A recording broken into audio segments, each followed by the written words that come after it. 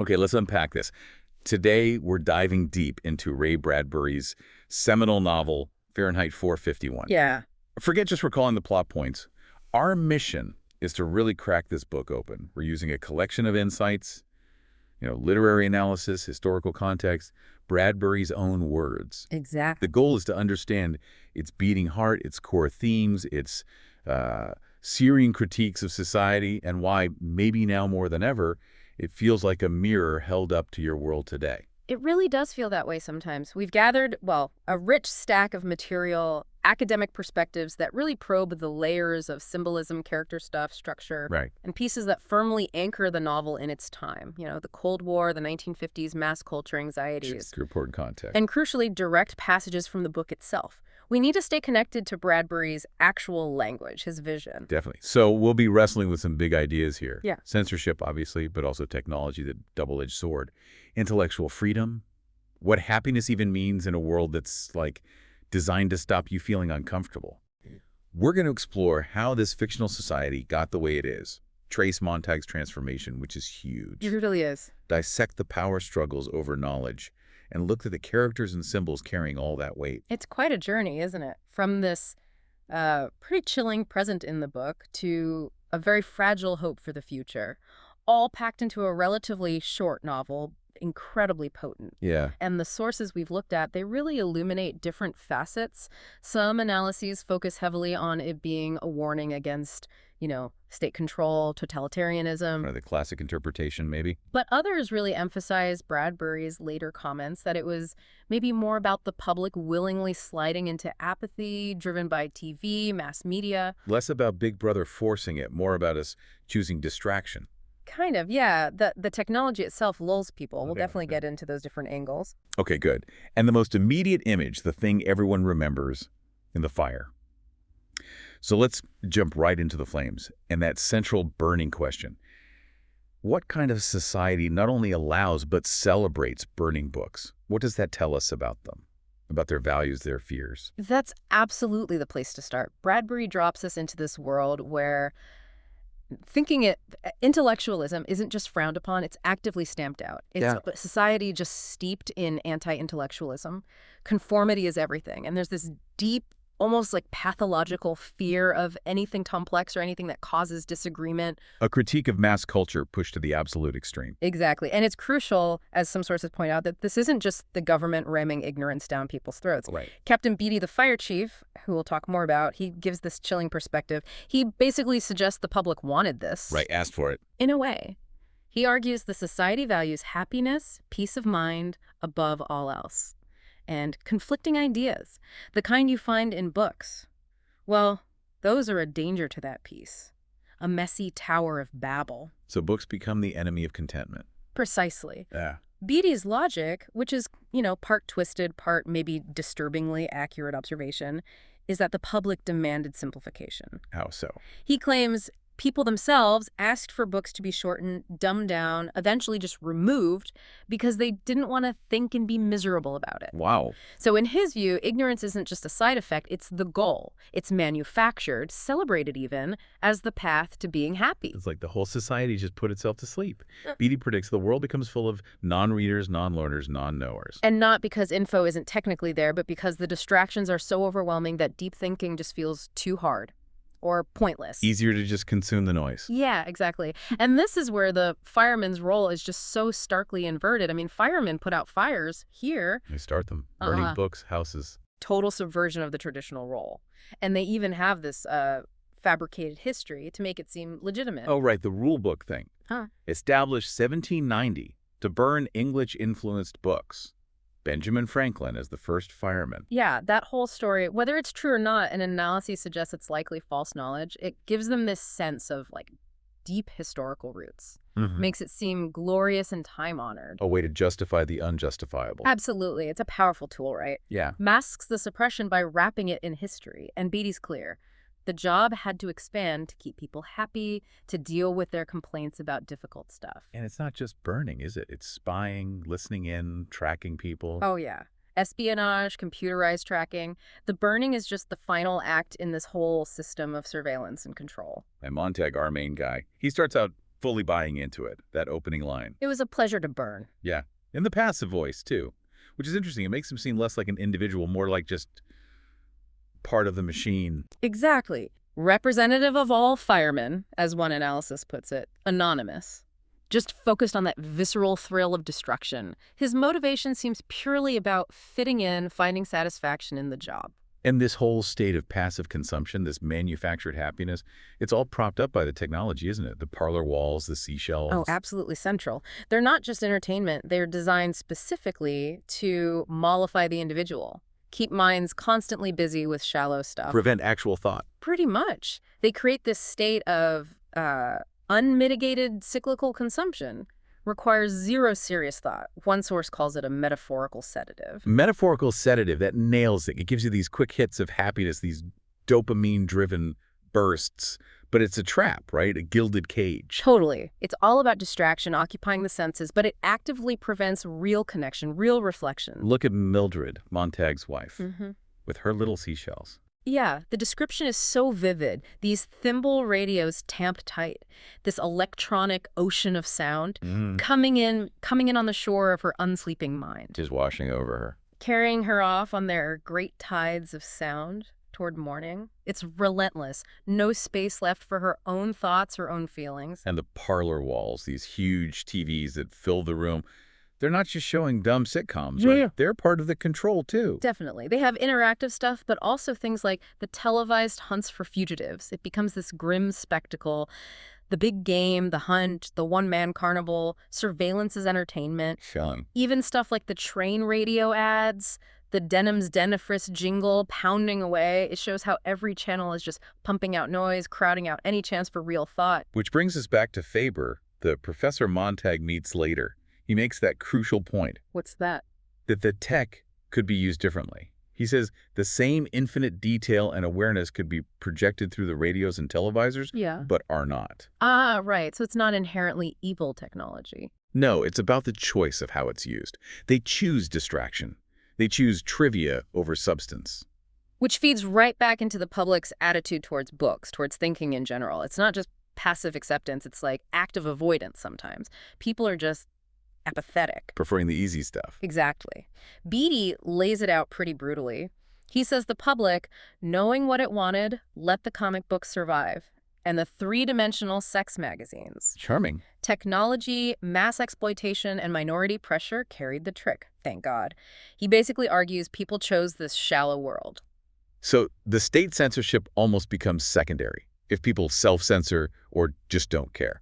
That's the chilling implication. If the populace is apathetic to a problem, if they actively prefer not to think deeply, the books might as well be burned anyway. They've already lost their power. And this fear, this suppression, it goes beyond just books or complex ideas.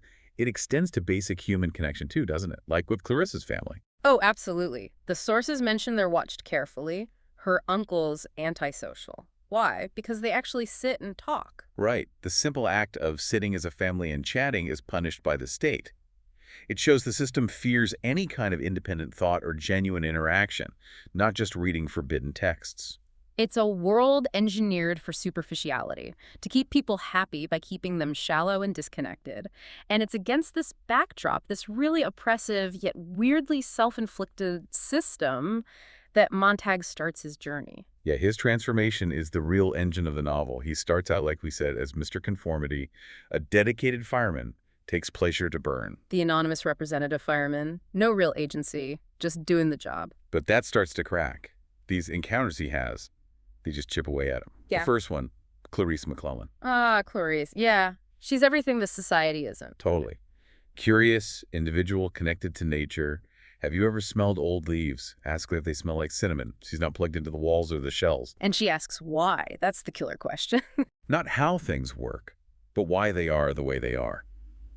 Beatty even mentions later that asking why leads to unhappiness because it forces you to think. It's her simple questions that just jolt Montag, make him realize, suddenly, he was not happy. She opens the door to a different way of seeing things. Then there's the old woman, the one who burns herself with her books. Oh, that's a huge turning point. Just a massive shock for Montag. The analysis notes it really intensifies his discontent and his curiosity. He feels physically sick afterward. And it's the first time he really gets that books aren't just objects. Human effort and feelings go into the making of a book. They represent lives, thoughts, emotions, things the society tries to erase. So these things push him. He starts hiding books, and eventually he seeks out Faber. Right, Faber, the retired English professor. He becomes Montag's intellectual mentor. His name's even symbolic, right? Faber, like maker or builder, helping Montag build a new understanding. And Faber gives him the theory, the why, behind Montag's gut feelings. He explains it wasn't just the government, but human beings who had stopped reading of their own accord. Yeah, and that not enough people resisted it when it was happening. Faber tells him it's not books you need, it's some of the things that once were in books. Like what? Infinite detail and awareness, the ability to see connections. He pinpoints the 3 things missing from their world. Okay, what are they? 1, the quality of information, depth, texture, different perspectives. Right, not just factoids. 2, the leisure to digest it, real time to think, away from the noise. And 3, the right to act on what you learn, freedom to apply it. Quality, leisure, and the right to act. Okay, Faber really gives him the intellectual toolkit he needs. But it's not like Montag flips a switch. It's gradual and painful. Yeah. He goes from conforming to questioning to stealing books. Risking everything. And he has to face the emptiness in his own life. Mildred, her suicide attempts, she doesn't even remember. Yeah, she's described so hauntingly. Like a body displayed on the lid of a tomb. A strange woman who would forget him tomorrow. Just total detachment. So Montag takes these huge risks, tries to read with Mildred, which goes terribly, seeks out Faber, which is illegal. And he's struggling inside the whole time, that sieve in the sand analogy. Oh, yeah, trying to memorize the Bible on the subway with the Denim's ad blasting. Yeah, it's like his mind is so conditioned for distraction, the important stuff just slips through. He feels totally overwhelmed. Too much for a few short days. The pressure builds and builds. He snaps at Mildred, slaps her when she tries to burn a book. And later, after he kills Beatty, the guilt. I'm sorry. Oh, God, sorry. Killing Beatty is huge. And then burning his own house, that's another massive moment. It's not just destruction, though, is it? It's like purification. He wants to burn it all down. His old life, the empty house with a strange woman. He feels his old self gush out in the fire. Getting rid of the senseless problem. Using fire to erase his past identity. Then his escape running. The river. That feels like a rebirth, too.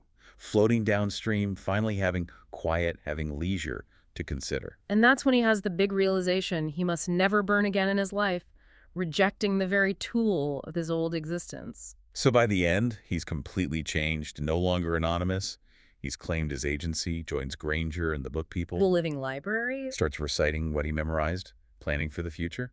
He actually becomes a leader. It's an incredible arc. From Cargan the Machine to Conscious Resistor, it really shows the potential for waking up, even in the worst systems. And it all ties back to understanding knowledge and censorship. Right. So let's dig into why the books are burned. It's deeper than just the government said so. Beatty's explanation is key here, however cynical. His argument is that books are dangerous because none of those books agree with each other. That conflict, that disagreement, it causes discomfort. And discomfort is the enemy. He claims it wasn't just a top-down decree, but came from public pressure. Yeah, he blames technology making dumbed-down stuff easy, mass exploitation, and this idea of minority pressure groups getting offended and demanding things be removed. Which sounds disturbingly familiar sometimes. It does. Whether that's Beatty's spin or Bradbury's observation, the idea is to stop the spread of anything uncomfortable or contrary to established moral purpose. And Beatty's arguments for burning are fascinatingly twisted.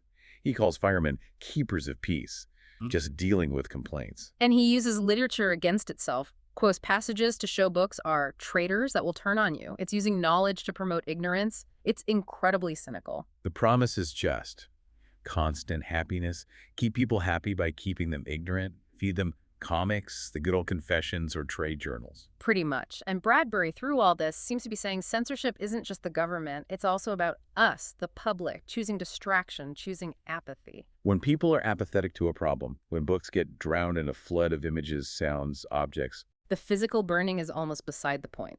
The real damage is done when people stop wanting to engage. But against all that, the novel champions literature, history, independent thought. Faber again. Yeah, Faber says, it's not books at all you're looking for.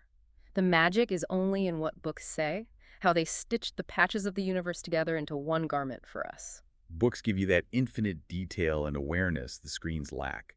Depth, nuance. They're receptacles for what we're afraid we'll forget. Not just facts, but human experience. And they act as a conscience, right? Remind us what asses and fools we are, like, remember, Caesar, thou art mortal. For the average person, books are the only way to see most of the world, most of human history and thought. And the disagreement Beatty hates. The novel says that's essential. Seeing different views helps us understand.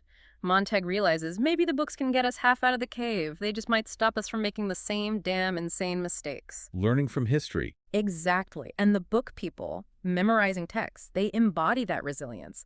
Living libraries, preserving culture, waiting to share it again, restoring the power of language. It's not just about freedom from censorship, is it? It's also about having access to quality information and the ability, the desire to engage with it. That's a great point. It requires both. And the characters really embody these different facets. Montag, obviously, is the evolving protagonist. His journey shows that awakening is possible.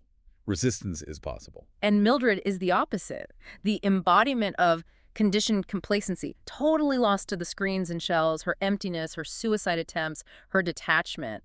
She shows the human cost of that society. Clarissa Spark, the catalyst, symbolizing curiosity, individuality, real human connection, everything the society tries to crush. Then Beatty, the complex antagonist, so smart, knows literature, but uses that knowledge to enforce ignorance. He's the system's cynical brain. Faber the mentor, voice of reason, representing hidden resistance, the value of preserved knowledge. He gives Montag the intellectual map. And Granger and the book people, the hope for the future. Resilience, memory, the commitment to rebuild based on learning. The symbolism is so rich, too. Fire, obviously, is huge. Starts as pure destruction. Montag's initial pleasure to burn, erasing things. But then it changes for him. Burning his own house becomes purification, cleansing himself of his old life. And then there's the idea of rebirth, the phoenix myth that Granger talked about. Society burning down but potentially rising again from the ashes, hopefully learning something this time. Montag's realization by the river adds another layer, connecting fire to the sun to time constantly burning. Yeah, seeing it as this relentless consumption, leading him to say he must never burn again, rejecting that destructive cycle. And the book people's campfire, that's different fire, right? Warmth, community, sharing knowledge. Constructive fire. Exactly. Contrasting symbols. And others too, the salamander on the trucks, linking firemen to destruction. The phoenix rebirth, hope, maybe breaking the cycle. The sieve and the San Montag struggle to hold on to knowledge when his mind's full of noise. And the mechanical hound. Brr. Chilling, right. Soulless tech. Surveillance control, dehumanizing pursuit. Tracking chemicals, not people. Yeah. And turning the hunt into TV. When you look back at this book from 1953, it's kind of spooky how much feels relevant now. It really is. The sources connect it directly to modern issues, instant gratification, short attention spans from constant media. The surveillance aspect definitely hits home. And the intellectual apathy. People choosing easy answers, shallow content. Bradbury himself apparently said later it wasn't just about government censorship, but about TV turning people into morons, feeding them factoids. Which makes sense for the 1950s, with TV exploding, consumerism rising. Yeah, he was reacting to his present, projecting it forward, and the conformity of that era definitely plays in. But you can't ignore the Cold War context either, right? McCarthyism, fear of totalitarianism.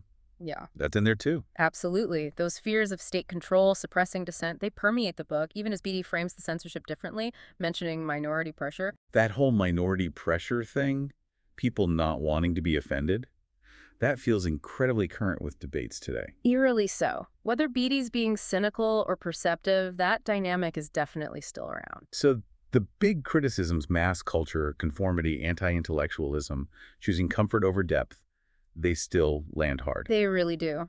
But it's not all doom and gloom. The novel offers hope too. Like what?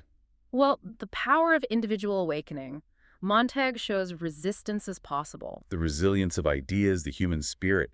Even if you burn the books, the knowledge can survive in people. And the absolute necessity of literature, history, critical thought.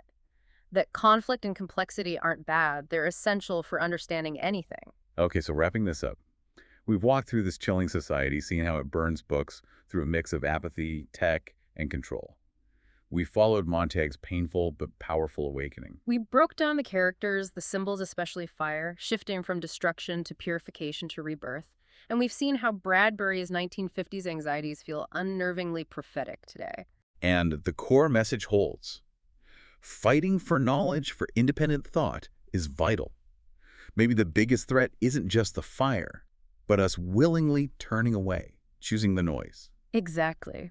So if that world Bradbury painted lost in a flood of images, sounds, objects, full of non-readers, non-learners, non-knowers, if that feels a bit too familiar to you today, Yeah. maybe the key takeaway isn't just that we need to preserve knowledge, but how the book people memorize texts. But for us, now, with information constantly flooding us, maybe it's about actively cultivating what Faber talked about. That infinite detail and awareness. Yeah, the critical thinking. Finding the leisure, the mental space to actually process it all, and feeling empowered to act on it. So the final thought for you, listening, what does taking responsibility for that kind of awareness, that kind of engagement look like in your life right now?